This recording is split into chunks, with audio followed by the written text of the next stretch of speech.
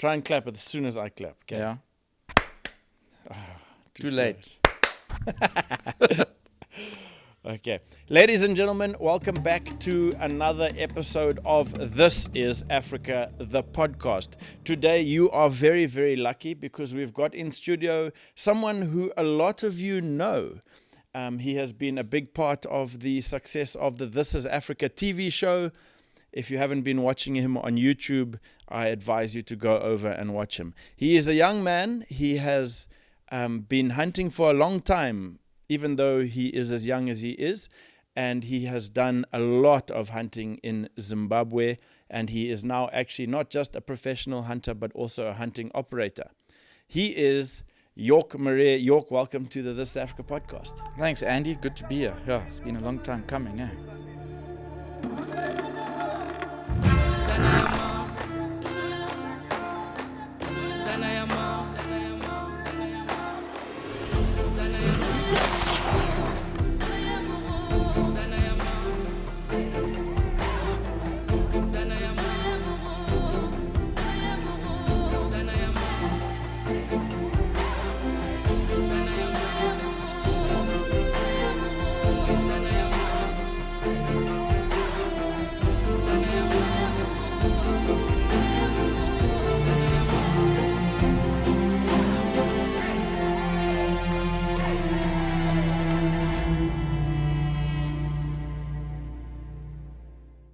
This is Africa podcast is brought to you by Swift Bullet Company. Bullets without equal. I think, Yorkie, a lot of people know you already, but the purpose of this podcast is for people to get to know you even more. So I think let's dive into growing up. You grew up in one of the wildest areas of Zimbabwe.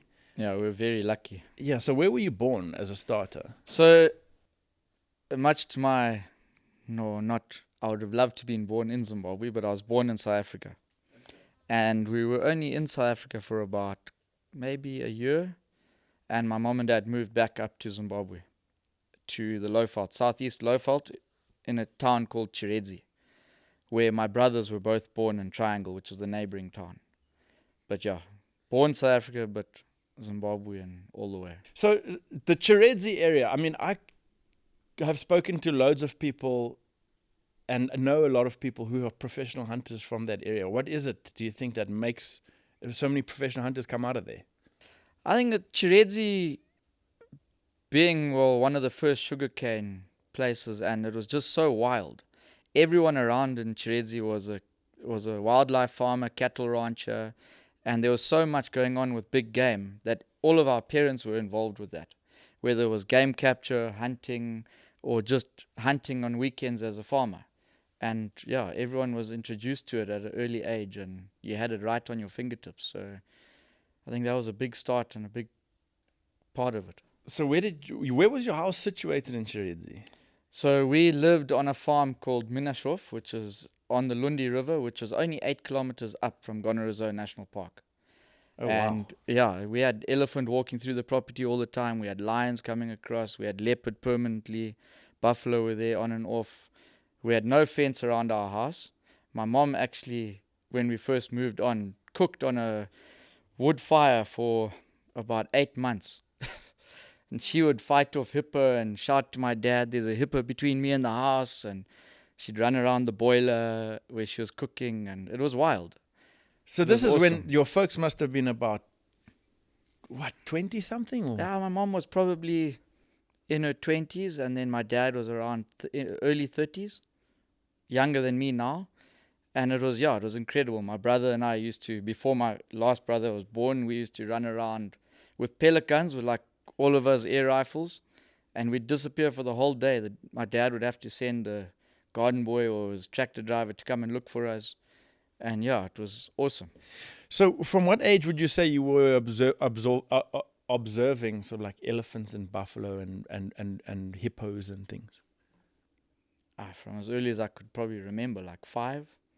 Probably even earlier. We watched the videos of my dad when we first got the ranch in 1992. So I was 4. So even before that, when my dad was looking for where to build the house, we used to cross the Lundi River, and we'd be on his shoulders wading through water and then cross the river and then go up these hippo paths and look for where we were going to site the house. And so, yeah, early age, we were right thrown into the deep of it. And was your mother happy with your father crossing crocodile-infested rivers with you on his shoulders? No, she wasn't, but she was there behind us, holding her dress up.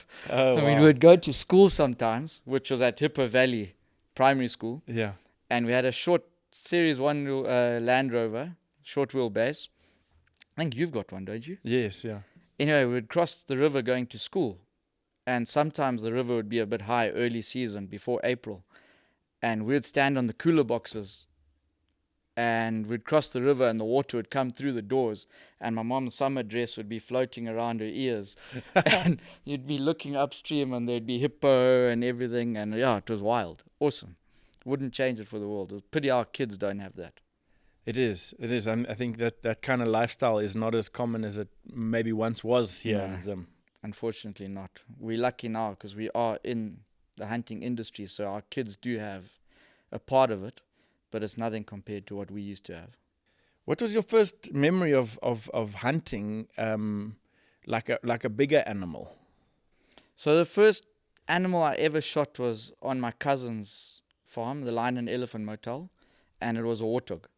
I think I was like 5 or 6 years old, and I can still remember we were walking up, we drove into this big floodplain area, and there was a warthog under a tree, and my cousin gave me the 30-06, which was heavy.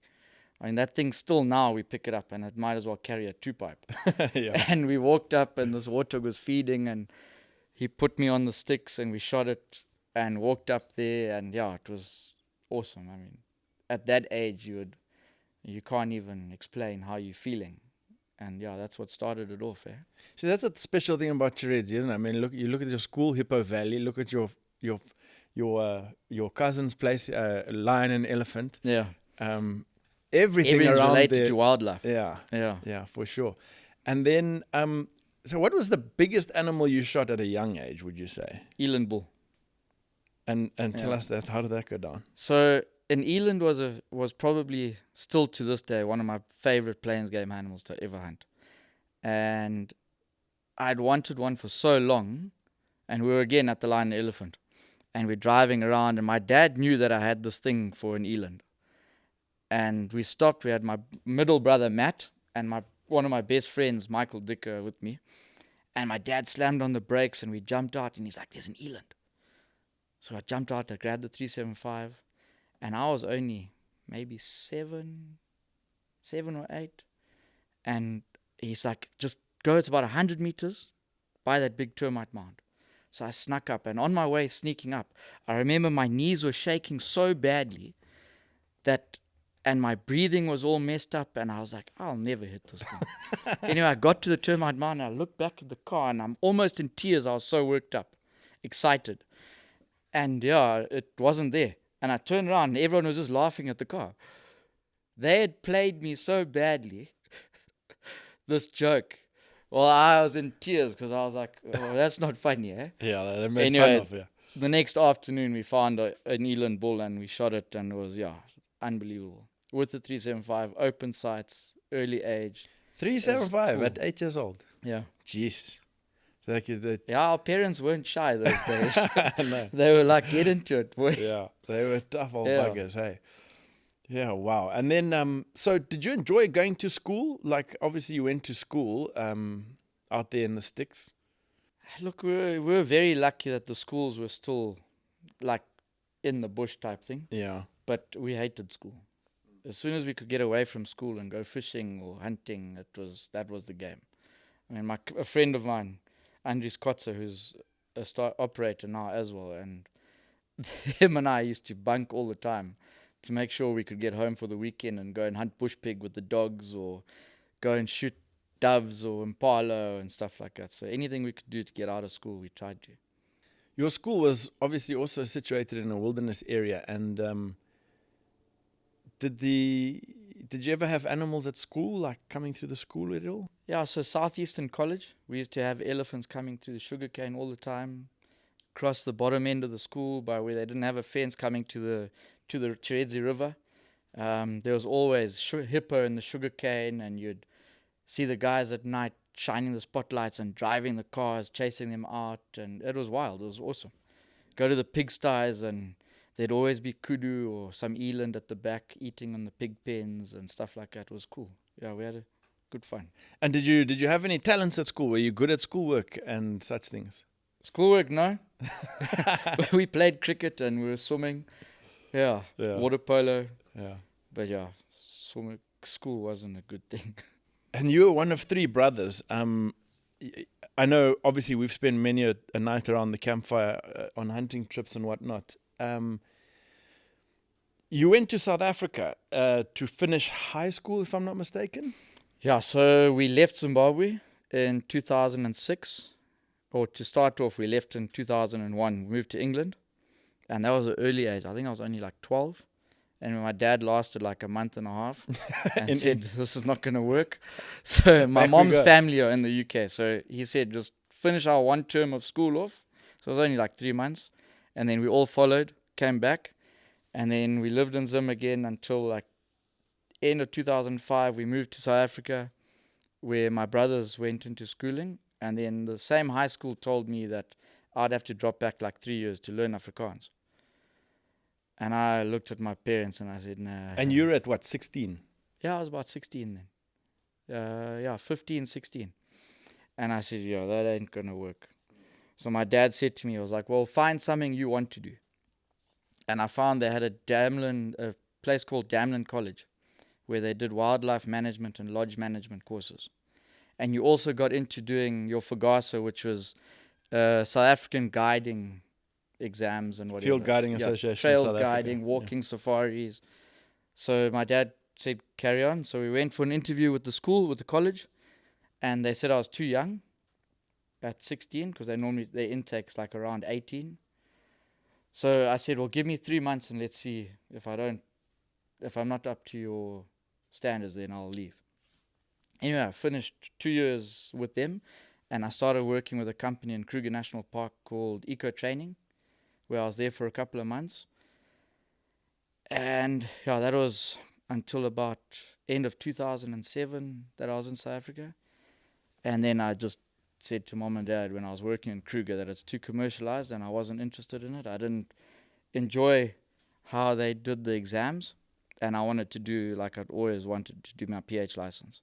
Yeah. So I put my resignation in, went home for Christmas, and January moved back to Zimbabwe, 2008. And that's where the Zimbabwe hunting began. Yeah, and that's where I started. Who did you apprentice under? Because obviously Zimbabwe's got an apprentice system. What was the story there? So funny story. I actually, when I was back in 2008, I'd applied for all these apprenticeships with different companies in Zimbabwe. And I hadn't heard back from many, and I was actually staying at the Lion Elephant with my cousins. And I was doing croc egg collection with national parks in Gonnery Reserve. I actually did that before Is as it? well, yeah. It's good humor. It is a lot of fun, and you learn a lot as well, yeah. No, for sure. And you're with these old national parks guys who are teaching you tracks and everything whilst you're walking the riverbeds and the thick bush, dodging flipping elephant and hippos and stuff. Yeah, fun Good times. And this old national parks guy was like, why don't you apprentice under national parks? So I thought, yeah, that might work. It's a start. And actually, I got all my paperwork ready. I applied in Masvingo, and it had got approved. And as I got the approval, and the guy from Gonnery Reserve phoned me, I got a job offer with Graham Henderson HHK Safaris. And I took that job up. And I started beginning of 2009, and I was up with them until 2020. So you were going to apprentice with National Park, like as a ranger? Like as a ranger, yeah. So with amazing. Probably would have been quicker. Yeah, exactly. But with my FAGASA and my diploma in South Africa, they would have put me up to a higher ranking stage instead of starting off as like a ranger type thing. Yeah, but I'm happy with the way it turned out. Yeah, no, for sure. Yeah. Looking to revive an old rifle or make a new rifle truly one of a kind? Boyd's Hardwood Gunstocks offers thousands of shapes, styles, and colors, all crafted for perfect fit, form, and function. Whether you want classic or bold, every stock is built to match your rifle and reflect your style. Don't settle for ordinary. Customize yours today at boysgunstocks.com. Boyd's Hardwood Gunstocks. Bring it back to life or make it uniquely yours. Back to the podcast. Which professional hunters were you under, and did you learn a lot from those guys? So being with HHK was probably the best apprenticeship that you could have had, because they had so many PHs. Ross Johnson, Gomez, Derek Adams, Lou Hallamore, legends, all of them in their own rights. George Hallamore, Clive Hallamore, there are a number, and you were in camp with them. As every hunt came in, you had different PHs, so you got to learn everyone's tricks, strategies and things like that, and you could pick and choose how you wanted to operate with all of that under your hat. So it was awesome. I agree with you. I think I've myself, having hunted with so many different professional hunters, you see how everyone works and how everyone works, and you can take the good and you can leave the bad, and you just, therefore filling a sack of good things from lots of different 100%. people. Yeah. How was Derek Adams? Because Gomez is a hell of a character, isn't he? As Gomez is unbelievable hunter, and just a natural. Gives you, he knows birds, he does his trees, he does everything. And he's a character. He keeps you on your toes, and he likes you. If he doesn't like you, he don't like you. But as a hunter, you can't get any better experience than being with Gomez. Yeah, no, for sure. Tell us a funny story about Gomez, because he is a funny guy. I mean, tell us a good one that you remember as an appy. And it often includes a client, but you don't have to mention any names or anything. It's a long time ago. So one time we were hunting with a guy, and there was this buffalo. And we shot this buffalo, and the buffalo went down. We did and got up there, the buffalo was gone. And then we ended up doing a follow-up, and there was this buffalo that was lying down. And Gomez says, right, shoot it, don't shoot in the head. And anyway, so this guy just shoots it in the head, eh? And now Gomez looks at the guy and goes absolutely mental. And you can imagine that there was chaos. Yeah. Anyway. Beautiful languages. Yeah, beautiful languages. Anyway, next minute everything was fine, high-fiving, and it was done. Yeah. But you just sit there and you go, yee. Don't get on the wrong side, boy. I heard a story, and I don't know how true it is, but it might be true, that a client once told Gomez to not urinate next to the bait tree. And Gomez proceeded to tell this client that Gomez thinks he knows a little bit more about leopard hunting than this client might know. No, 100%. And he actually then proceeded to urinate on the tree. And then they sat in the blind, and the leopard came in the tree and shot the leopard. Absolutely. That's definitely something Gomez would do. Yeah. Yeah, 100%. Classic Gomez. What a good hunter. And would you say he's the best hunter you think you've hunted with? Professional hunter? I don't know. It's hard to say because everyone's got their different strategies and stuff. So as far as leopard hunting, 100%. Gomez? Yeah. And an unbelievable elephant hunter as well. Yeah, very good. What's that? Just animal knowledge, do you think? I think he's been doing it for so long. I mean, I was in camp with him when he shot his 100th leopard. And that's a huge feat by any standards. It's unbelievable. And just his knowledge, he'll hear a bird and he's like, it's coming. And you're like, yeah, whatever. And the next minute the cat's in the tree. So it's picking up on these and it's a random bird. Little alarm calls that a bird that I've never heard. Or I've heard it, but I don't know it. But he knows because he's a fundi in birds. Yeah. But yeah, it's incredible. Yeah. Birds can tell you a lot, eh? A lot. Yeah.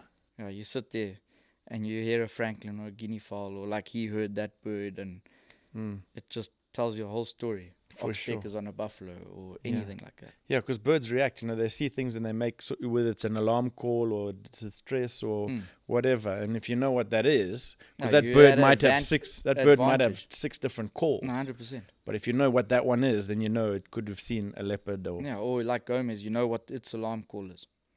To us, it's just a normal call. But he knows his birds, and they've got 20 different styles of calls. But that one means there's something.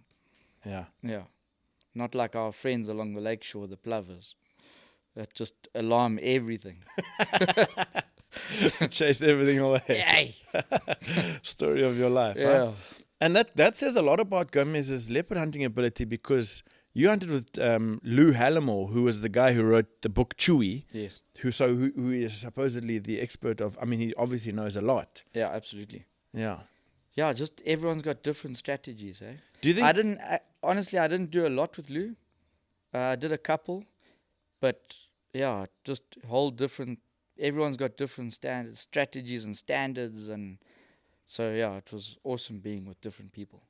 Do you think the fact that you like leopard hunting so much has got to do with the fact that Gomez was so passionate about it and knew a lot? Yeah, absolutely. Yeah. He taught me about the whole chess game and the anxiety you have going to bed at night when you've left a bait ahead of a big track, and then 300 meters before you get to the bait in the morning, you're already getting anxious and what's happened, butterflies in your stomach, you get a dry mouth, and you get there and there's either it's been hit or it hasn't, and you have that depression or just thrill of we're building a blind. Whether it's a male or a female, until you check the camera, you don't know. But yeah, it's exciting. I think before I started hunting with you, I didn't really appreciate leopard hunting that much. But having done so many leopard hunts with you, it's almost close to my favorite hunt, because there's just so much actually you can think about. And what I liked about hunting with you is you actually you vocalize your thoughts, which is nice. A lot of guys, they just hanging a bait and they're doing this and doing a drag and building a blind, and then you don't actually know what's going on. And even if you ask them, it's more of a hindrance for them to tell you what's going on. Whereas you very much involve everyone, and I think that has made my leopard hunting. I love leopard hunting. It's just, and it's such a magnificent animal, and there's so much to think about. I mean, I'd like to one day sit with you and do a whole thing about leopard hunting, because I do truly think you're one of the better leopard hunters hunting at the moment that I know of. Do you prefer leopard hunting to anything else, or do you have a favorite? So my favorite is still an elephant bull. It's just such a big animal, and to watch them and how clever they are, intelligent they are, and you can do long walks in the most beautiful areas to springs that you've never known were there, because they know they've had that history of just going through their families and being shown all these different places in the mountains and stuff. But leopard is way, way up there. Yeah, it's the whole game of trying to work out where they're going, what they're doing. Is he going to come to the bait? How is he going to eat on the bait? Have you hung the bait too high? Is it too low because of the other hyenas and stuff? Or there's just so much to think about. And like you were saying, the reason why you talk about it is that you want everyone to be involved and have the same excitement. I want the client and you to be on the car with me when we're driving up 300 meters from the bait, and everyone to have butterflies, like what's happened. You see a track on the road heading towards the bait, and you just praying as he gone to it, and then next minute you look down and the track's gone off the drag, and you're like, and then 20 meters he's back on the road again, and you're like, yes. You get to the bait and he's not there, and now you're like, what's happened? What have we done wrong? Yeah, why did he leave the road for that 20 meters? Why did he come back here? Did he come back in the morning early when the sun was up? What other tracks are around? Yeah, were the hyenas there? Did they chase him off? Did we push him off? And it's nice to have everyone on the same feeling as you, because you're a team, and that's what it's about. I want the client to come back and say, that I want to do another leopard, like Matt Boyer. He's done countless leopard and he's coming back again, and it's about that feeling. which I don't think you can have with anything else. Buffalo, you can track them, you'll find them. Is there a bull? Is not a bull?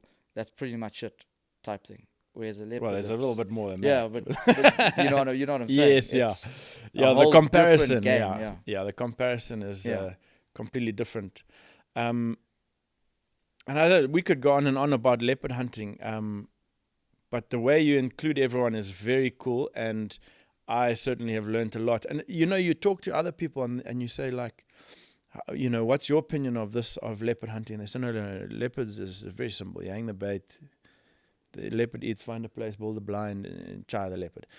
But I don't think it's like that, to be honest. I think there's a lot more, and they think, the leopard just didn't come back. But the leopard didn't come back because you bogged it. No, I think you 100%. made a mistake doing something. And I think everyone's got an opinion, right? Yeah. And I'm allowed mine also. 100%. But the more you think about what you're doing, the better chance you're going to have. Absolutely. And the more you talk as a team, like we always talk when we're there. Always discussing, Andy, back forth. York, what's this? What do you think about that?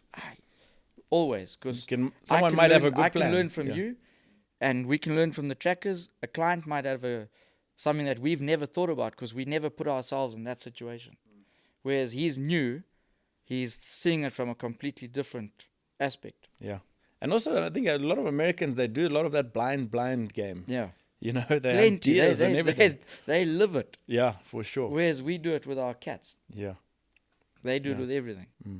I mean, we could go on about leopard. The last thing. One thing you mentioned to me once is to choose where you're putting your blind first. And I think that is so clever, because if you think about it, it's way harder to hide a bunch of humans than it is to offer a free piece of meat. 100%. So Gomez and Lou Hallamore always said to me, you start with Bob, blind obstacle bait. So your blind is your first number one most important thing, because you got to see where the wind is going and whether you're going to be hidden or not, or have something between you which is a natural barrier, whether it's a road or a river or a ridge or something. Because a cat will always, most of the time, use that as like a safety thing, or come and check it before walking across the river or the road. And you can always make a tree. You could literally put 2 poles with a top bar across and hang a piece of meat. A leopard doesn't see that as a difference. Yeah. From what I've seen. Anyway. Yeah.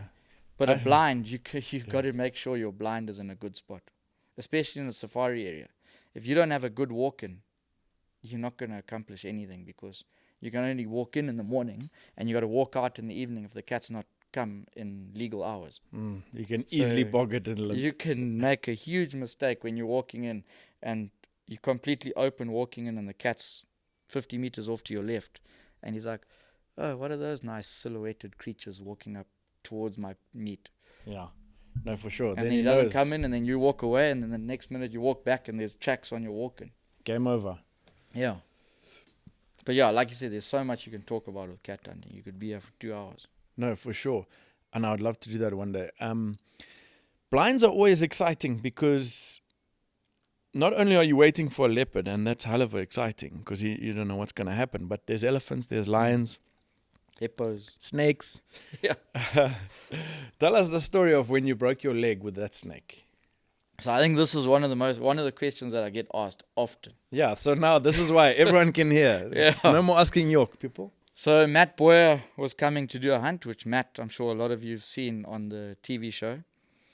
And I went in like I like to do 3 days pre-baiting, and it was early April and still raining. So we were in camp and needed to look where to go and hang baits.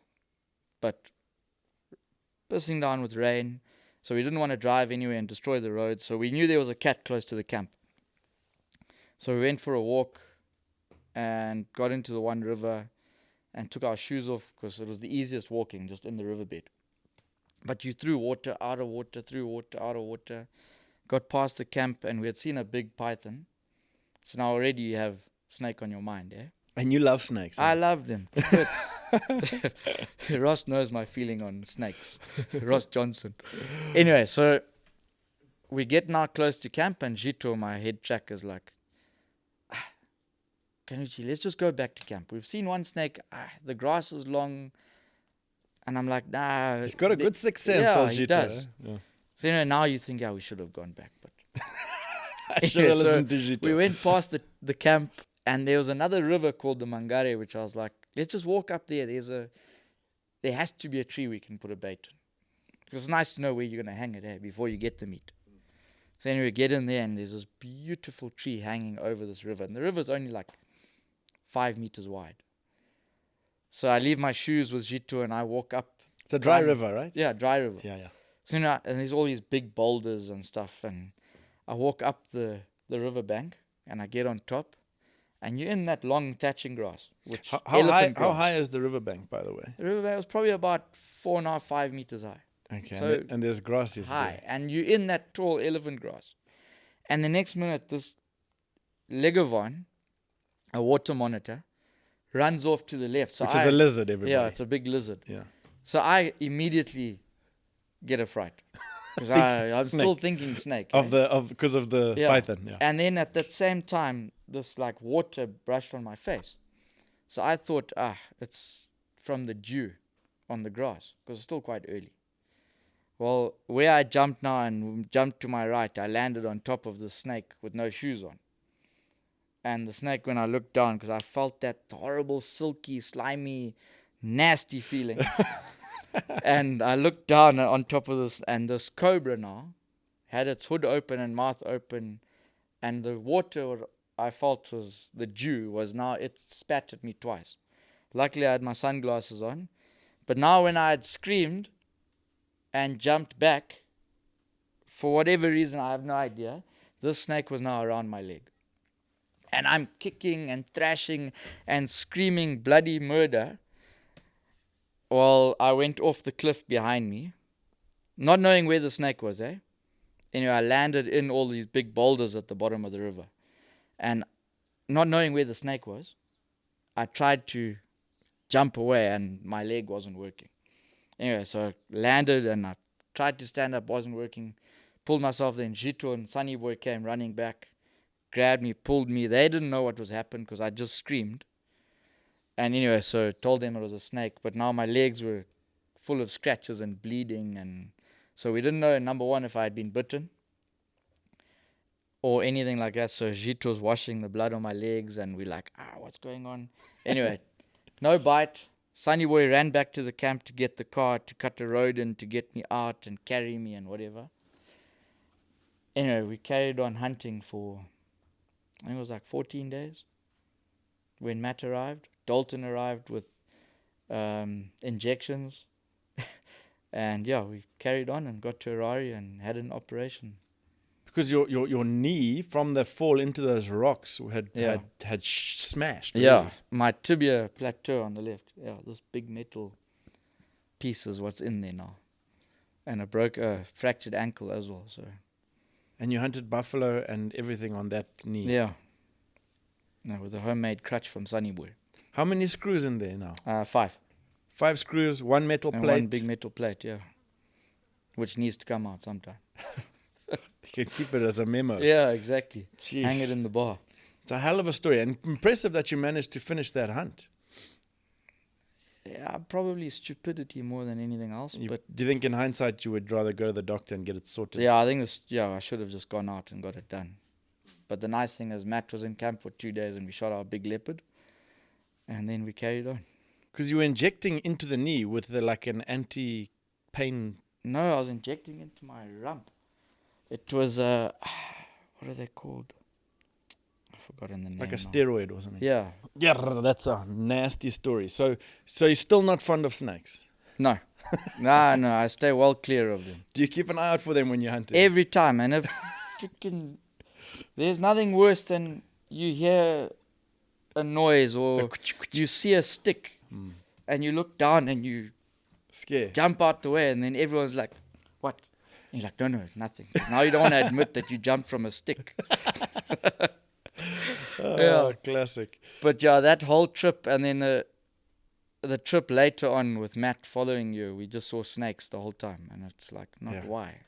And Matt's hilarious because he doesn't love snakes. No, he either. hates them. Yeah. Him and I, we're like, no, I'm not going in there. Oh, Yeah. Matt, we could tell stories about Matt for days as well. What would you say is the most dangerous hunt you were ever on, where things got pretty hectic? I mean, that one's pretty bad, the snake story, but honestly, I can say that I haven't been in too many situations. I think your But- level of bad situations, to justify is not very good. Like you may be used to a lot worse situations than most people. Mm. I remember hunting with you once with one of my clients, and you wanted to go into this jess bush where there was about 300 elephants, all angry with people, and you were still In trying. Gokwe. Yeah, in Gokwe. That day I was like, no, this oak is fully crazy. Well, I suppose the thing is, you've driven so like that trip. We had drove done far, yeah. mileage, Yeah. and there were elephant everywhere, just not what we wanted. And we were on a tuskless hunt, There were too many elephants and in that there were position. just too many elephant. And we got into a few situations where we were like, yeah, we can go forward, but Yeah, it's could not end- that clever because Yeah. you get in amongst them, you don't find what you want, and now you got to get out of 200 elephant. that are all angry and looking for Yeah. you. But you're also in that situation where you can see them, but it's like, let me see one more. Yeah. Made in Africa for African conditions, folks. Courtney Boot Company makes Courtney boots in a range of African game skins, including Cape Buffalo, kudu, ostrich, crocodile. So, folks, in order for you to have a comfortable pair of shoes that's tough enough for Africa, I urge you to visit africansportingcreations.com to get your boots that are made in Africa for hunting in Africa. Back to the podcast. One of probably last year, a guy wounded a leopard, and I couldn't get hold of anyone at the camp. And I actually got hold of Roxanne. There was one bar of network in the riverbed. Roxanne, your wife. My right? wife, sorry. Yeah. And she tried to get hold of the camp, and she couldn't get hold of anyone. Anyway, we braced for impact, and we went in. Did you tell Roxanne what you were doing? No. Or what did you Well, tell she her? had a rough idea what I was doing because she had known I'd gone into the blind. Oh, so what? But I just said, can you get hold of the guys at camp to come to the river? She didn't ask too many questions. It was also late and she was tired. Yeah, And when you have, like everyone knows with kids, and you have two kids not wanting to go to sleep, she wasn't asking too many questions. Yeah. That's his job. Which also leaves me, did she actually get hold of the guys at camp? She always went to sleep. Like, I'm sure he'll be okay. Yeah. Anyway, I love you lots. yeah. Yeah. And But then yeah, what happened? anyway, so we went in, Brace for impact. and there was no blood. Nothing. And we were like, yes, but initially, the initial shot, the cat went straight down and then bolted off. And we're like, it must be a good shot.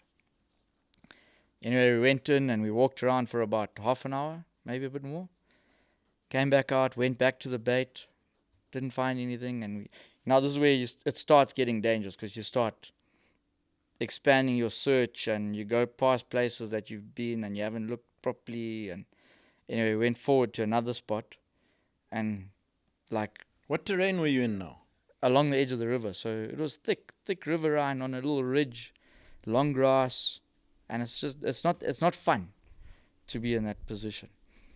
But you can't leave it because there's too many hyena around.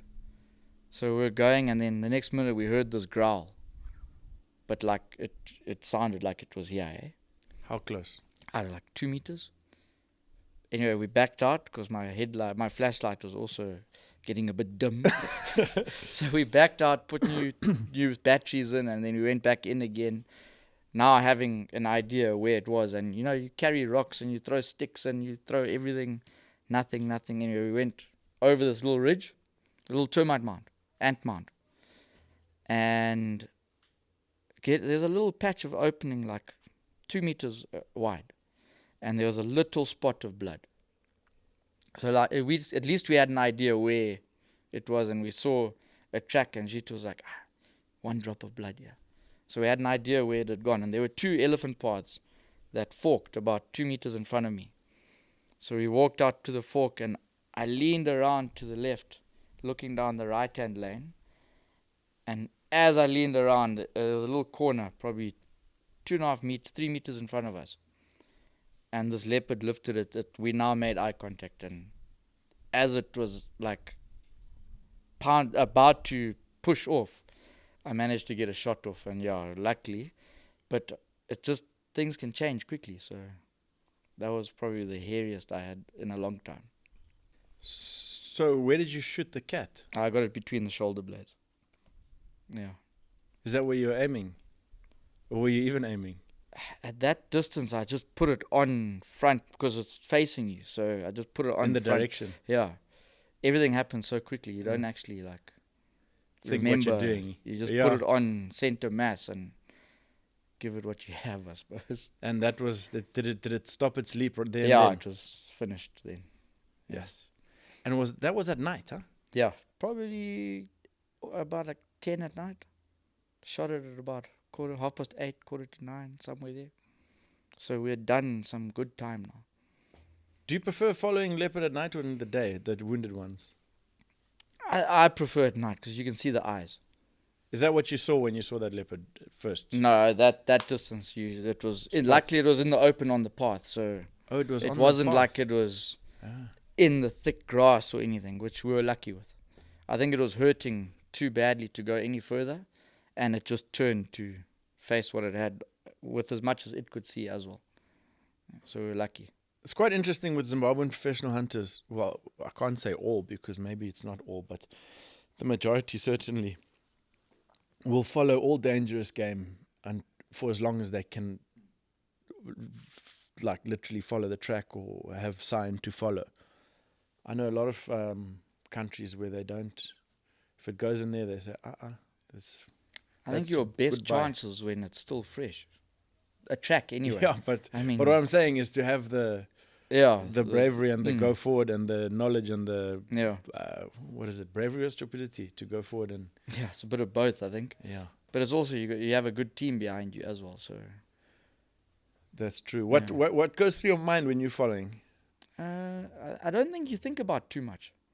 You try and think about just being focused the whole time and paying attention to your trackers. And the biggest thing with a lot of us, with your trackers, you have such a good relationship that you don't have to talk.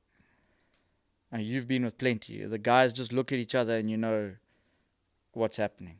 Like, if you see something, he doesn't have to say, you know something's there or not there. So yeah, I don't think you think about too much. I think you're just trying to focus on what's at hand. And the more you try to think about too much, you lose focus, I think. Zito, your tracker, is he's well known as being a very good tracker. What's his story? Where did you get with Zito? So Zito was in a camp when I was an apprentice, and he was what we call a hugger-mugger. He was just a casual. He did road works and he helped in the garden and the flower and the vegetable gardens and go do this, go do that type thing. And he actually learned from Sunny Boy, which is my driver, which is the oldest team member. He's 48 now. Zito's 43. And so Zito basically apprenticed under Sunny Boy. Oh, wow. And Sunny Boy did a lot of work with Butch Coton. And Zito learned from him, and then they're both very good, but Sunny Boy is the best driver and responsible. So that's where he is. But whenever there's a wounded cat, then we'll pull Sunny Boy in.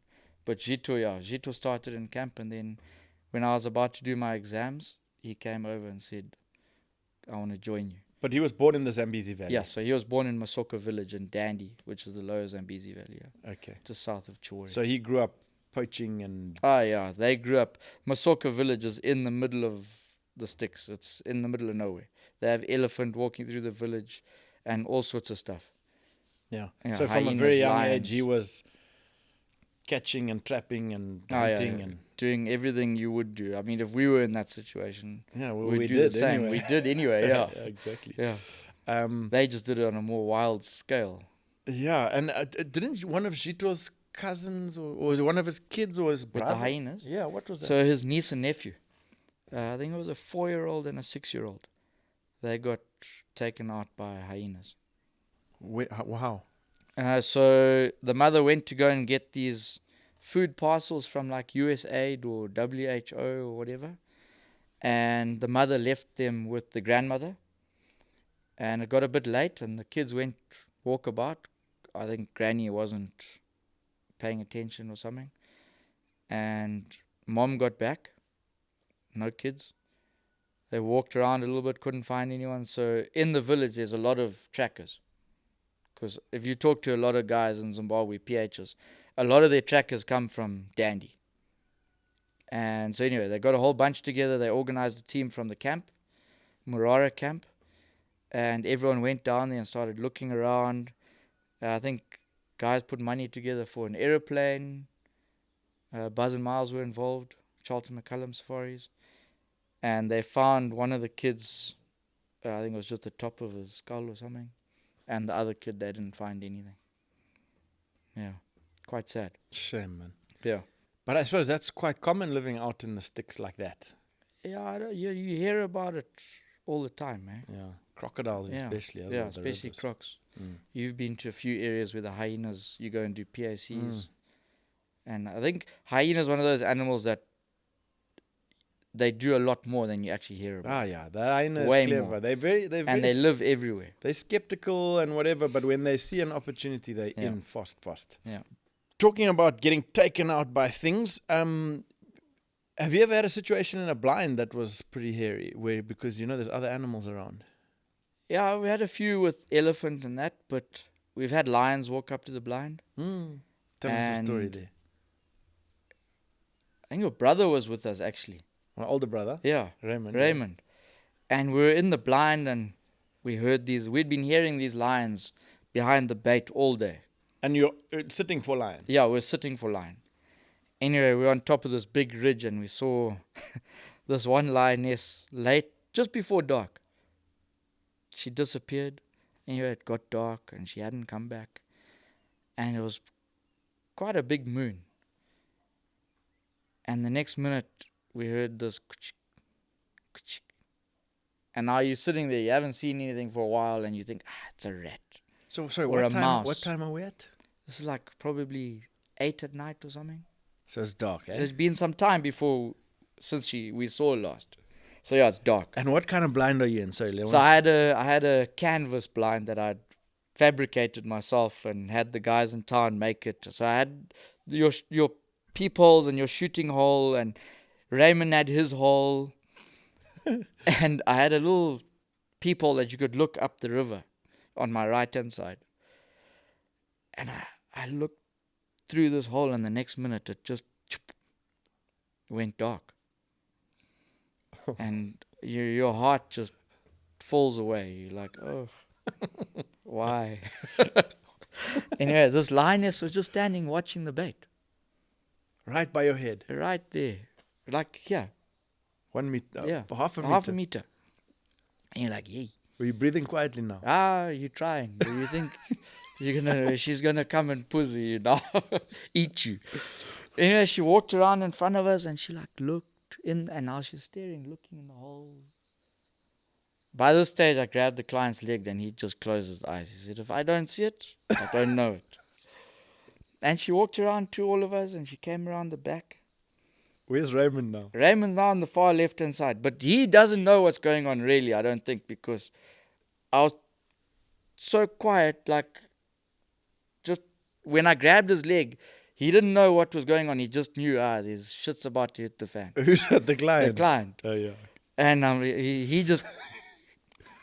But now we had an agent behind us as well. And he was on the floor. And early in the evening, I said, pull the zip down. But it was hot, so he never. Oh. So he pulled it a little bit. It was still open. And anyway, this lion disappears, and I can hear now. Tick, tick, tick, tick, like a tick, tick. And it was the zip on the back of the tent. Because she'd now walked around, and I could see the bottom of her feet. This lioness's feet through the zip. The zip, yeah. And you could hear her breathing. Well, the agent... How's the sound now? Like that deep breathing, like trying to know what's inside. Yes. They must know. A lion's a completely different animal at night. They have no fear. And it's a big cat. It knows you in there. Anyway, it just turned around and walked back to the bait. Just left us. Didn't growl, didn't do nothing. So Came when in. you saw those feet there, what did you think? What were you doing? Well, at this stage when she'd walked around and I'd got my rifle and I was holding my rifle like this. What, pointing backwards? Back to the zip. And I'd said, if she puts her nose under here, she's going. In the forehead. Tickets. Yeah. Anyway, yeah, so that was interesting. Yeah. Everyone, the agent didn't come back in the blind the next night. But then he had an experience on the car the next night. Oh no! So he He now said, I'm not coming back. So what? You go and sit in the blind again the next night? Yeah, the next night. And Okay. he said, I'm retiring to the vehicle. I'll sit with the trackers. And what was Raymond thinking? Raymond was chilled. Okay. He was good. He was fine. Okay. But the agent was like, no. This is a cuck story. So anyway, when he was sitting now on the car, Jito and Sunny Boy So you've gone back to the blind. we in the blind. He's sitting on the He's car in the because car. he's now it's retired. dangerous. He The says, blind is a dangerous This place. is a dodgy place. Okay. So he's sitting now because we had to walk in and out as well. So we had to go through this thick jess when we walked in and walked out. Yeah. And there were elephant, and he was like, no. This is my not agent's clever. pay is not Yeah. good enough for this. So anyway, whilst he was on the car, Jit was like, don't move. And now, when he explained it, he was like, why is this following me? Yeah. This bad luck. And this leopard just walked right underneath them in the vehicle, stood and looked up at them, and then carried on. Anyway, that night we shot our lion. Yeah. Happy day. Very interesting. Happy Yeah, days. it was cool. Raymond tells a story. He was once hunting with Alan Shearing, which is his very good friend. And my brother Raymond does videography as well. Rustic Hunter Productions. You can find him on YouTube. And he reckons he was walking into the blind and he could hear, every time he could hear something walking behind him. And he was at the back of the line, as the cameraman quite often is. And he tapped Alan Shearing on the shoulder and said, oh, there's something behind us. There's something here behind us. And the guy said, no, don't worry. Let's just keep going. We've got to get to the blind. And he reckons this lioness tapped him on the foot. And he said by then he jumped in front of Alan and said, no, you fucker, I'm not, you walk at the back. And then they shone the light and there was a lioness on the path behind. And it had freaking... So when he jumped, what did it do? Just kept quiet. Yeah, just stayed on the path. Still following. Yes. Can you imagine that thing growled? The Ray doesn't like the dark now, eh? After that He doesn't experience, like he it. doesn't. Even to walk from the lodge to the room, he's like, where's my flashlight? Fun times. The blinds are always so exciting. And even sometimes you hear just like a little Franklin walking past or a mongoose scuttling and you always think, you get used to knowing what's what, you know? Well, it's like our experience with that client in Gokwe. Oh, way. Dude, I was so scared. Yes. All as I remember was Tell the story. Tell the story front to... So we had this leopard which we called Shooter. Yeah. And Shooter coming from the trackers because on the back of your soccer boot, you have your studs. And this leopard, we don't know what happened. He might have been caught in a gin trap, a snare, something. But he had lost his back pad. The whole pad, yeah. Yeah. So he had these toes that would touch the ground. And that's all you could see on his back left foot or right foot. Yeah, one of the two, yeah. Back left, I think. Back left. Anyway, he would walk like this. And I think his Achilles was a bit messed up as well. It was. And that's how we knew where this cat was. Anyway, this cat had now eaten the bait on the baboon. But it was a huge, it was the biggest cat. Biggest cat I've shot in a long time. It was as well. massive. Yeah. Anyway, so we'd followed this cat now. How far? It was like 15 k's down river. And he had eaten another bait. And we're like, okay, we built a blind and anyway, sat that night and he came in quite late. But he jumped the light. Anyway, we're like sitting there.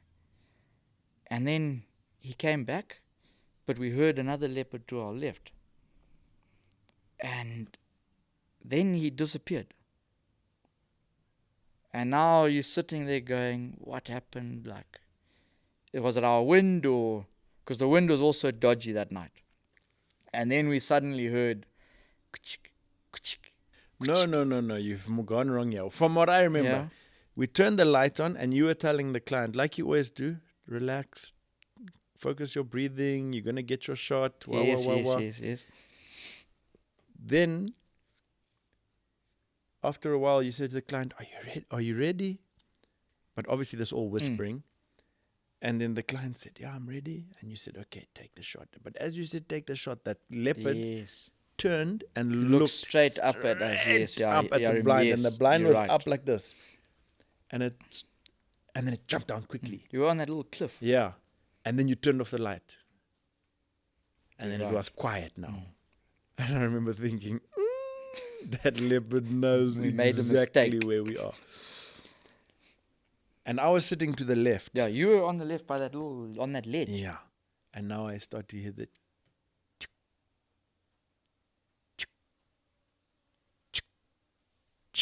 and I'm like, yeah, this thing is, and then like that sniffing. Well, when you heard the feet, where- you said to me, "Hey, there's something here." And I got something. But all very that I close remember, to you. Andy, I looked over to the left, and as it got louder, Andy had his head between his legs and was cowering over, almost in the client's lap. Dude, I had my hands over my head, my neck, my head, my feet. My feet were wrapped over the back of my head. Because when it's pitch dark like that, you forget about that. I mean, The we're in barrier. one of those rhino blinds that you have, Yes, yeah, which is paper thin, yeah. and it's got holes. You I can mean, actually see through it you can. from the inside out. But Yeah, and yeah. I'm pretty sure a leopard can see Yeah. from the outside in. But anyway, this leopard's nostrils felt like it was in my ear. I was very scared. I must admit, I was afraid for my life. I thought if this thing pounces on me now, it's going to be chaos because you can't see anything. Nothing, and you literally think it's about to lick the blind on your skin. Yeah. That was. And that at was night, freaky. obviously, all your senses Yeah. are like 20-fold. Yeah, we ended up shooting that leopard. Yeah. What do we? I think it was eventually the you just following snuck night, off wasn't or it? whatever. Yeah, the Yeah, next we or had the spent a next or few 2 nights in nights the or I don't blind, know. yeah. You normally figure it out with the leopards. Yeah. I must say. But that was a super fun hunt.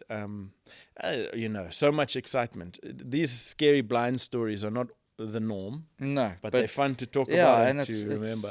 at night. It's it's something to keep the memory alive. You can't see your hand in front of Until your you're in face. the blind You're like, next time, and "Uh-oh." you're like, "Please don't let that happen again."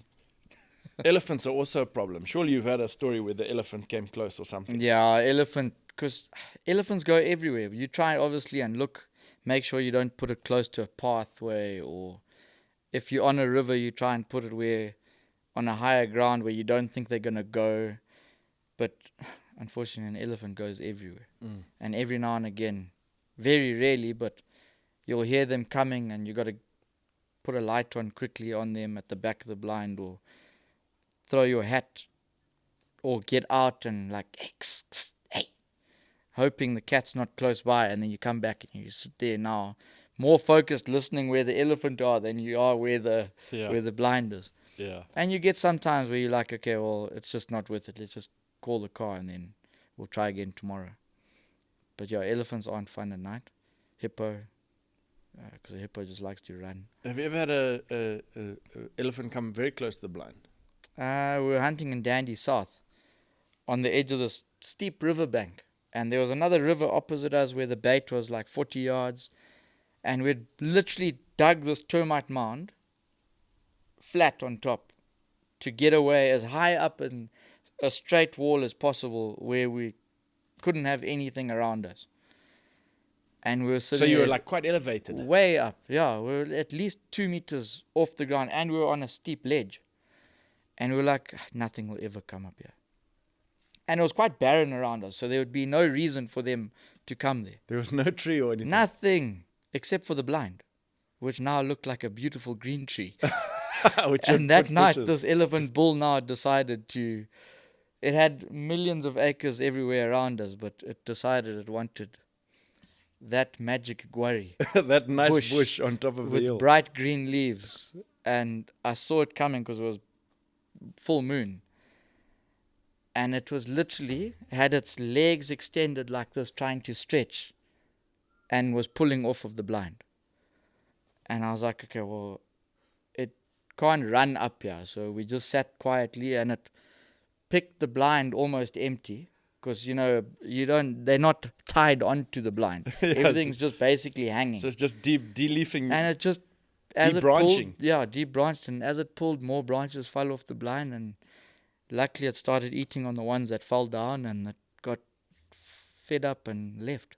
That's crazy. No, we just sat there. Do you think he must have known you were in there? It has to, had to. Yeah, surely. You would think so, but also Especially sometimes I think just things work out, and obviously your scent is on the branches, but I think nothing's fresh. I think if the wind had changed and they got a full strong scent of you being in there, it was different, but we were just lucky. But that client must have been sweating, eh? Hey, we're all sweating. But yeah, it's very interesting. Blinds, you can go on about things happening in blinds and what you see, and honey badgers coming on baits and hyenas and all sorts of stuff. What do you think the importance of your professional hunter being able to shoot well? It's a huge thing. You'd hope it doesn't get you into too many situations, but in the event that it does. Yeah, well, you're in charge of everyone, so you have situations happen, and you've got to be able to use your weapon and shoot. Because if you can't shoot, you might as well pack up, because someone's going to get hurt more times than others. For sure. So, yeah. For sure. Practice. Have you ever had any clients where you thought, oh, I wish I didn't have this guy on my vehicle? Yeah, you get a few where you're like, eesh, this is going to be an interesting hunt. But they could have the same feeling with you. That's why this game is so interesting, because you meet people from every different aspect of life, all sorts. But it's like anything in life, eh? Have you got any stories of strange clients? You don't have to mention names, although they probably know you're talking about them. Yeah, there's a few. That's always a funny one when you ask someone, tell us about a client that was. Yeah, I saw that video. You're talking about me, eh? No, just like you. It was a guy just like you. Yeah, I love you long time. Like you, but worse. Yeah. There's plenty. Do you ever have situations where the client tries to run away because he's a little bit scared?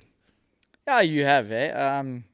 We had one, we were in Cheredzi South, and we walked up on this elephant bull, and we had seen him from a long ways away, and he had impressive ivory, but with elephant, everything that you see from far, the sun catches it nicely, and you're like, hey, that looked nice.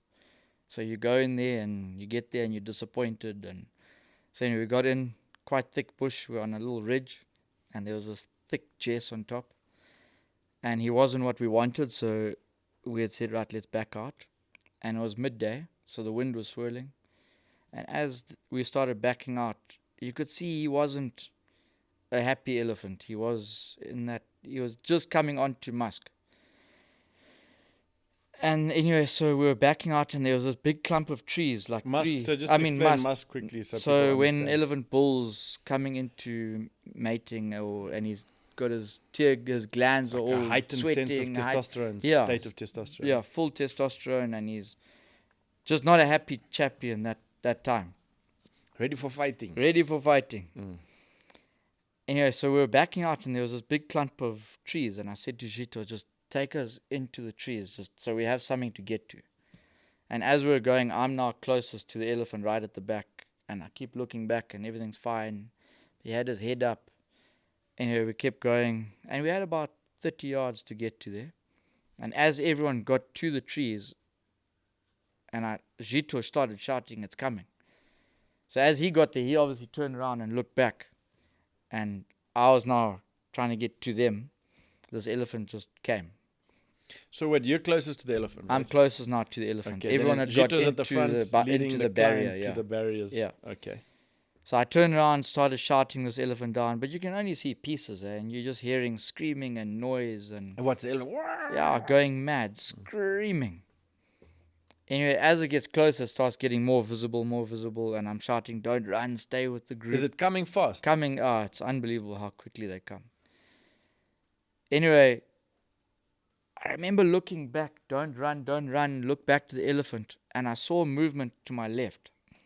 And we had a young game scout who was a woman, whose first hunt she'd ever been on. Why they put her on that hunt, I have no idea, but she was there and she decided to take flight. Minus her AK-47. She left that in the trees behind us. She just threw it. She threw it and she didn't know how to use it. She carried it like a stick. She's out. Yeah. So anyway, so she took off and then the client saw her running. So he thought, yay, she's obviously national. She's national park, so if she's moving, I'm out. So he started to take off. But now the elephant's now taken focus off of me now and literally started turning and going for them. Oh. So anyway, what I didn't know at the time, because my shouting, don't run, was not working. So I jumped out in front by this elephant. It was probably 3 meters to my right, coming across from me now. So I jumped out and it turned and threw its head on me. And I ended up shooting it. Anyway, it went down. Everything was fine. How close did it land? It probably landed about 1.5 meters, 2 meters in front of me. Yeah. Anyway, so elephant went down. I put another shot in and I looked back and I was upset because no one listens, but it's a situation where everyone makes the situation they've never worse. been into that situation, so they freaked out and they ran. Yeah, it makes it worse. So anyway, they came back and the client had a little scratch on his face. Yeah. So after everything had calmed down, I said, "What happened to you?" And his English wasn't great. Anyway, Zito now was like, "No, I tackled him." So I'm like, "You tackled him?" He's like, "Yeah, he was running. So you were saying don't run." So I took him and he face planted into the ground. And then Zito grabbed him and pulled him back to the tree. So having a tracker like that can help you in a situation that you're not able to run and grab the guy. It's a big deal. It's a good team. I would have loved to have seen that. But tackle. Can you imagine he had a GoPro chasing the guy down? But it was. You probably everyone was laughing in the end, but at the time it was quite scary. You probably blindsided him. Like Oak was watching the elephant and Zito Watching took her. him out from the other side. And she was gone. Wow. The game ranger was gone. She came back like 20 minutes later. Sure. I'm sure because she didn't know where the other elephants were, if there were any other elephants, and she came back very sheepishly or thought I was going to be like Gomez. Sure, she probably got so far and then thought, hold on, I better go back, otherwise I've got no one to defend. Yeah, me. exactly. Wow. Yeah, anyway, so. Cheapers. She never left the vehicle again after that. Oh, really? No, she stayed on the car. Like the agent. No, you can go. Her and the agent together.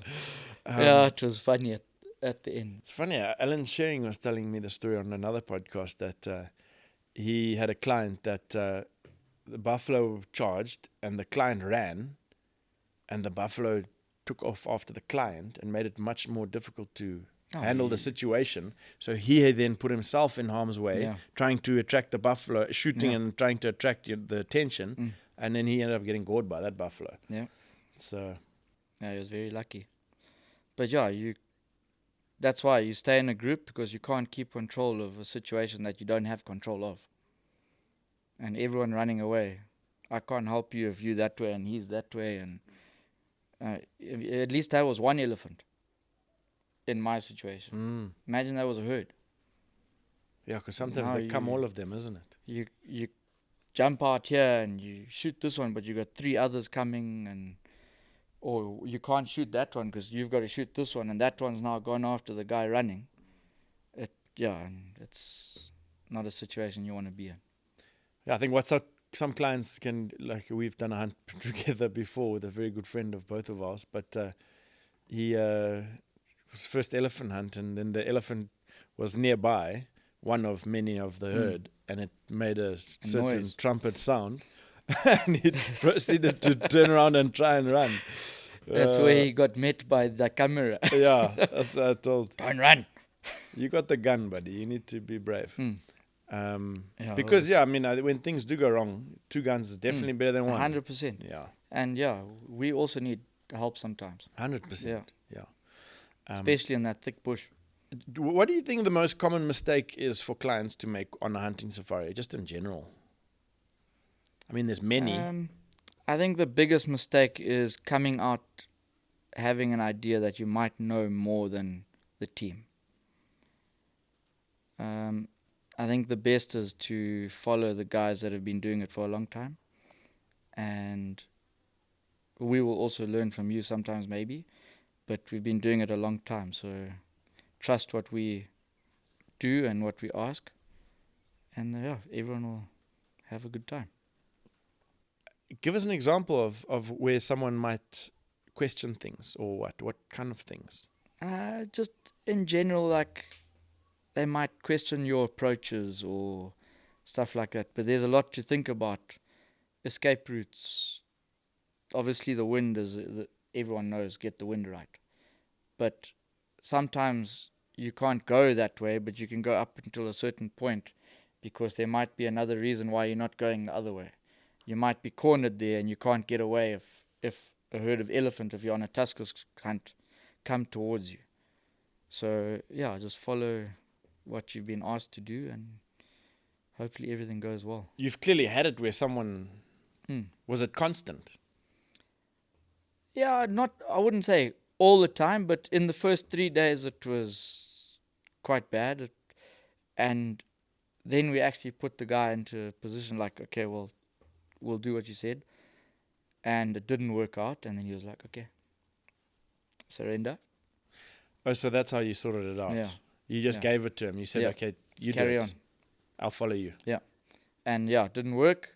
And we ended up spending another 3 days where it could have been over. Yeah. Okay.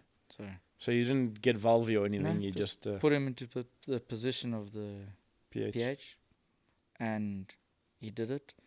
And then it's like when you're apprentice, and you get put into the front by the older PHs, and you don't actually. It's always easy sitting at the back of the line. Yeah, and to have your plan. Yeah. Why are we going that way? Like, why? It's stupid.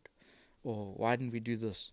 And then it happened plenty times with me where the PH is like, right, take lead, take the shooting sticks, go. And you get there and you're now like, oof.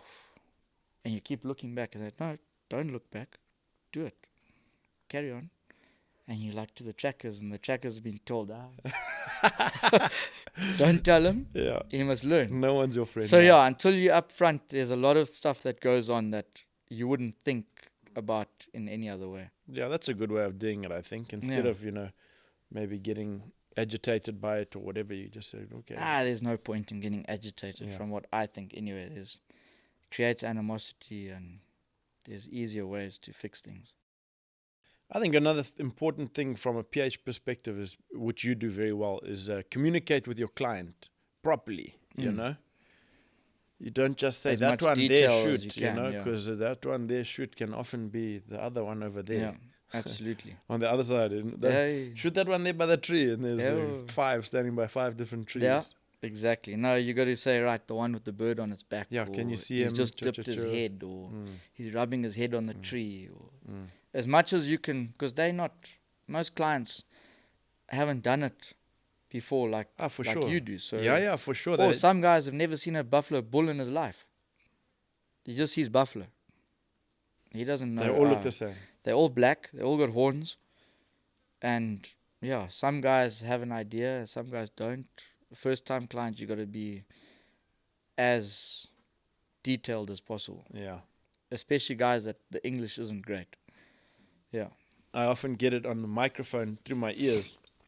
So I've got the lapel mic on the PH on his shirt, and then I hear him saying, the one at the back, but there's a herd moving away from us.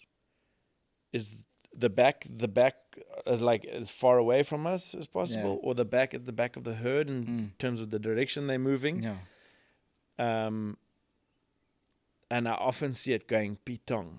Or third one. Third one from the back, or third one from the front. Oh, wow. The third one, the one in the middle, and there's like 10. You're like, what?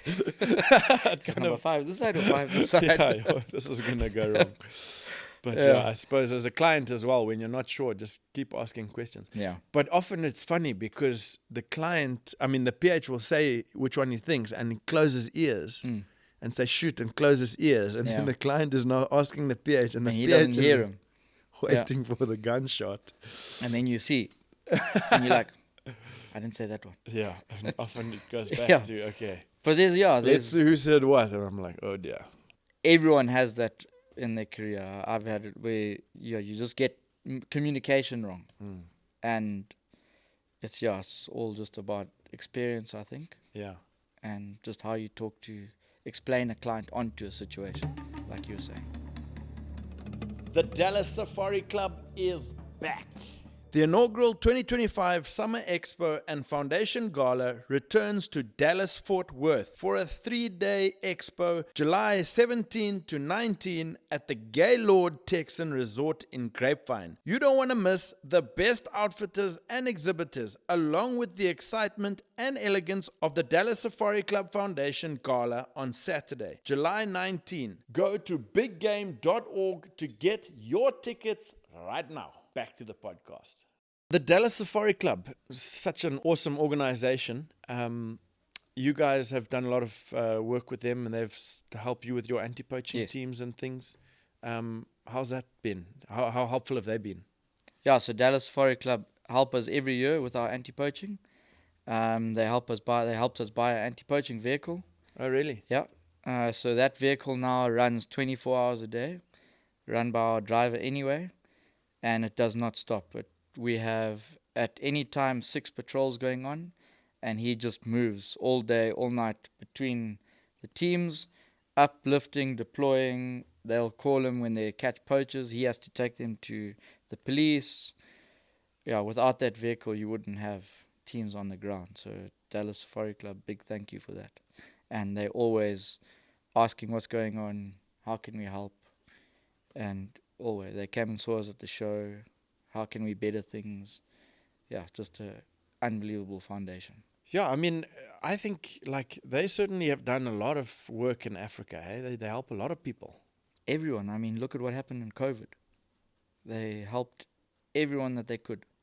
And without them during COVID, there wouldn't be teams on the ground because operators just didn't have the money to do it. You didn't have hunts going on, so you couldn't. Yeah, I know this last year, the Dallas convention, unfortunately, had that huge storm and not a lot of people were able to make it. Yeah. I personally know lots of people that were stormed out. I mean, the airport was closed. There was flights cancelled. Yeah, there were thousands of people that couldn't come because the flights had no way of getting in. Yeah. And, I mean, as few people as there were, we had an unbelievable show. Yeah, so did I. Which was... Yeah. Everyone was asking us, how'd you do? And we're like, yeah, sheesh. We were chuffed. Yeah, the Dallas convention is very important for me personally. Yeah. I mean, I've got loads of clients that come to the Dallas convention, and I know the next 2 years is in Atlanta. Yeah. And then the next 3 Goes to years Houston, are into Houston. Yeah. And then back to Dallas. And then back to Dallas. 2030, I think. Yeah. And I think it's important that everyone keeps supporting the Dallas Safari Club 100%. because they are amazing. And I think just also talk to your clients and organize people to come. Where you're going to be. You have, as PHs and operators and cameramen and doing your shows and everything, everyone has a following, and it's up to everyone to get the word out there that we're supporting it, so let's carry on. Yeah. And without foundations like that, it would be a lot worse for Africa in general. Supporting anti-poaching clinics, all sorts of stuff. I certainly believe that and have felt that the treatment of us as exhibitors at the Dallas Safari Club way surpasses what we are treated at the SCI convention. I think they're just so much friendlier. Yeah, and they want your business permanently. They keep you informed the whole time. They make a point to come and try and see you. Yeah, we love Dallas Safari Club. They're just very friendly. Good people. And it's also nice to have, I mean, both SCI and Dallas Safari Club do good things. But it's nice to have both because they kind of keep each other in check. 100%. Yeah, they keep everyone on each other on their toes. Yeah, you Yeah. don't have the Dallas Safari Club. SCI is going to run amok. No, 100%. You know, you don't want that. They'll be like a Yeah. dictator. No, exactly. And then if you had the other way around, I mean, I don't think the Dallas Safari Club would be like that, but Yeah. it's better to have more, isn't it? Yeah, absolutely. It creates competition. Yeah. It's the same as the the outfitters. You have competition, you keep you on your toes. What's been the most difficult thing about becoming an operator? You've been operating for, I think, 4 years now. Yes. What do you say has been the most challenging thing? I mean, you've had lots of successes, as everybody knows. I think the most challenging thing has been being a young outfit. And obviously in this industry, especially in Zimbabwe, when all the land invasions happened and everything, and we have areas in the western part of the country where you had a lot of operators coming in from neighboring countries, and people came and did hunts, and then nothing ever happened with their trophies and stuff like this. So everyone's wary of a new outfit, because if you book with them and then you don't get your trophies back, or something happens, and you don't have anything to fall back onto. So as being a young outfit and a new company, I think that was the biggest part, that everyone was wary, like what they're about, and which is where you came in hugely and exposed us as a company, and it's just gone from there. Everyone has an idea of what we are, who we are, and our relationship, and you've got something to fall back onto. For sure. Yeah. For sure. In terms of bullets, you know, I once did a hunt, and the client, the PH, in fact, and the client blamed Swift bullets for the wounding of his animals. What's your opinion of Swift bullets? Yes, I don't think you can get a better bullet. Every Swift that we shoot, a soft Swift, that hits an animal on a buffalo, you'll find the bullet on the opposite shoulder under the skin, and it's worked beautifully. There's no lead missing. The jacket hasn't broken away, whereas other bullets, you'll find that the jacket falls apart and the lead is separated and the bullet's completely diverted to a different part of the body. Where Swift, it keeps its line, it gets to where it wants to go, and all the energy is put, with the soft obviously, is put inside the cavity of the animal where you want it to go, creating as much damage on its way through as possible, and it holds true. So yeah, I can't say. Whenever I talk to a client, I will say Swift, and they're always like, just because you're on the TV show. No, it was before the TV show. If you got asked what bullets, the Swift is where you want to go. Yeah, that's one thing that boggles my mind, is sometimes people will be like, the Swifts are too expensive. Dude, it's like an extra $30. Yeah, exactly. It's like an extra $30 than any other bullet. Yeah, exactly. And exactly, how much is your buffalo? How much does the trip cost you? And how much is your life worth? Your plane ticket, your daily rate, all your taxes, dip and pack, if you have something to dip and pack, if you've chosen the right bullet. Otherwise, it's cost you one box of bullets, which could have cost you $160 or whatever, is now a $18,000 trip for nothing to show. Spend $180. Straight. Yeah, 100%. Yeah, and also save your PH looking for some leaking creature. Yeah, exactly. In the thickets. Yeah, 100%. But yeah, obviously shot placement's a big thing. You can hit it wherever you want. If you shoot it wrong, it's wrong. But rather have a bullet that's going to work wherever you shoot it. How's it about those breakaway solids as well? They've got some serious penetration, right? So yeah, so you organize some of those for me. And yeah, out of my 458 Win Mag, can't complain. I love them. They work exactly how they explained by Bill. So I'm very happy with them. I'm actually very short on them. Yeah. You have to need some more, Andy. Send Bill a little message. Or Bill Hober. What do you think of the future of hunting, York? I mean, we're still young and got a long way to go. What do you think? I think we still got a very long way to go, as long as we all stick together and we keep doing our part towards camps and anti-poaching and talking about hunting like we are, and getting the young generation involved. Everyone's got a part to play, and how we were brought up with our parents and our families.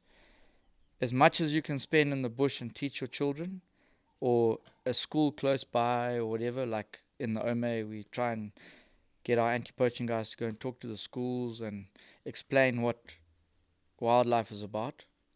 I think we'll be fine.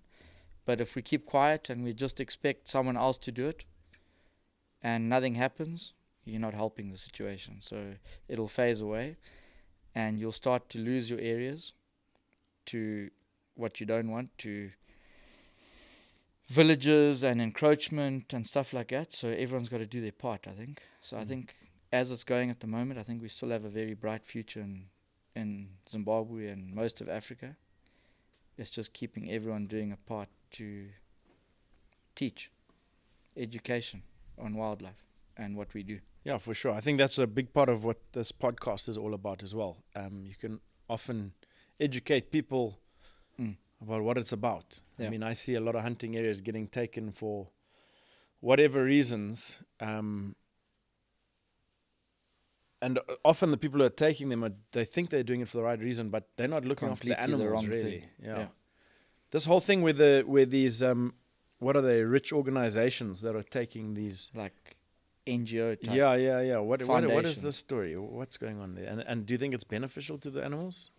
No, I don't think it's beneficial to the animals or the areas, because they end up building these luxury camps that nothing happens and you never see any anti-poaching going on. And where you had a camp full of people hunting, And staff. you were people on the ground. Every day, PHs are walking areas where photographic people wouldn't go, because most photographic, let's face it, they retired people who aren't going to walk in the mountains because it's just not, they can't do it. The roads are tough. There's a reason why our grandfathers put those areas as hunting areas, because we go into areas where photographic people will never go. And it's just too thick, too rugged. The roads are terrible. And we do it because we have a passion for it and love to get out there. And you cover more ground. People where, like I said, they wouldn't go. So it's boots on the ground. So you're a deterrent already when the poacher gets in and sees tracks. He gets out, because most of the time you got 2 vehicles driving around covering the area. And you create huge employment. Most camps have got 10 to 16 people, camp people. Then you have your anti-poaching. You're supporting national park. So, yeah. Explain the difference between poaching and hunting in a short sentence, if you can. So, hunting, we have a quota that we utilize. Government quota, which is limited. Like, there'll be 10 buffalo in the Ome. Whereas a poacher, and we select what we shoot. Old Dugger boys, old bulls, whatever. Whereas a poacher will just come in and randomly kill anything. And he'll come in and put 100 snares out. And that snare will never expire. That snare, if you haven't found it with your team, it'll last 10 years. So anything that walks in there 10 years from now, whether it's a baby, a cow with a calf, a pregnant cow, whatever, and any animal, it'll snare it. And the sad thing is, poachers won't come every day and check their snare line. They'll come once a week or whatever, and they might have 10 animals in the 100 snares that are now rotten, and he'll take his pick of which one is closest to being fresh. So hunting's a huge part, because you have a limited quota, you maintain the area, and you have employment. Another thing I've noticed with those snares is when an impala gets caught or whatever and it starts stinking, then the predators come and they get caught in the other snares. Yeah, like hyenas. You see them all the time because they'll bite the snare off. And you see them walking around with what we call like a Ome necklace. And it's on there and it just gets tighter and tighter and tighter. And yeah, you see that all the time. Yeah. Lions, most of the time they'll get caught in the snare and they'll die there. But yeah, it's not a nice death.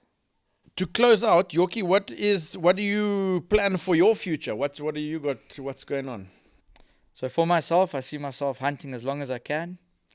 I'd like to try and be a Lou Hallamore until my kids tell me stop. That's what I'd like to do. I'd like to see youngsters like me coming up, which we're seeing now a lot. But yeah, I'd like to stay and do it as long as I can, because we read books from back in the day and it is getting smaller. So I'd like to stick in it and try and keep the areas that we have doing it for our younger generation of PHs coming up.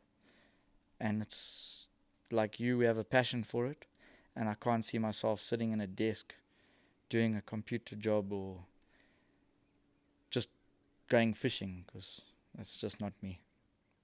Awesome, Yorkie. Thank you so much for popping in today to our house and doing this podcast. It's very cool to listen to your stories, and thanks for being such a custodian of our wild places, and who knows where life is going to take us as the youngsters of wildlife areas. Folks, thank you very much for listening. Thank you. You can follow Yorkie at Dalton and York Safaris on Instagram. They also have a website, daltonandyorksafaris.com. Yep. And you can follow all the good stuff they're doing. They can go and hunt with them, just share the good word and help promote our wilderness areas here. Keep them safe from all the human encroachment. Folks, thank you so much for joining us for another episode of This is Africa, the podcast. We'll see you right here next time for another awesome episode. Thank Ciao. you, Andy. Pleasure, buddy. Thank you, bro. Appreciate it.